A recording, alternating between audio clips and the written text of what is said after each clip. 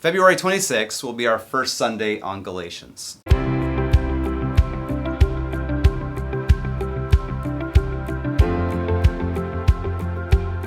It's been a little while since we've had some deeper theology, and I wanted us to really spend some time in what is the gospel, as not just how we enter into faith, kind of the A, B, and C, but it's how we live in the faith. It's the A to Z.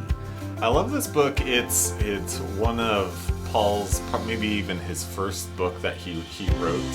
It's very short, it's very direct, but I love it because it talks so much about how God sees us. What it reminds me of is historically the testimony of Martin Luther. It says he would spend hours in confession at a time trying to nail out every single sin and hoping that he would confess all of them, and then his sins would be forgiven and he would have that warmth, deep relationship that he was hoping for. And Galatians speaks to these truths. Remember when Martin Luther, he was a Catholic priest, and he went to Rome, and he just saw so much that was added to the faith, right? The indulgences, the sacraments, the Hail Mary, the confession to the priests and things like that. And I know that really troubled him. And so coming back when he read this, and he just read, these words about it's only Christ, it's only about Jesus and about faith in Jesus and not Jesus plus anything else. That's why we're calling this Only Jesus. Well, the times have changed. Back then it was Jesus plus the Mosaic Law, plus the diet, the Jewish diet, plus circumcision, pilgrimages to Jerusalem.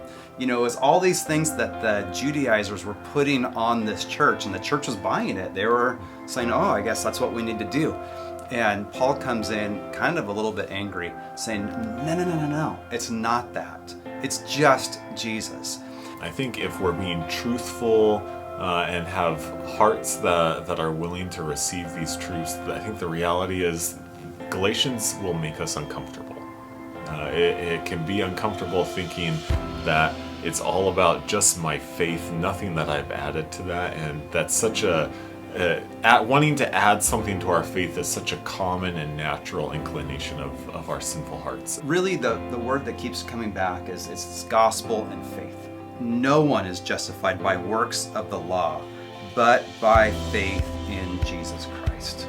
That's how we're justified. That's how we are made right with God. So that'll be a little bit of the kind of where we're going, and hope that gives you just a little overview. Certainly doesn't cover everything, but that should kind of get you started with kind of knowing where our hearts are at. We love you, and we're praying for you.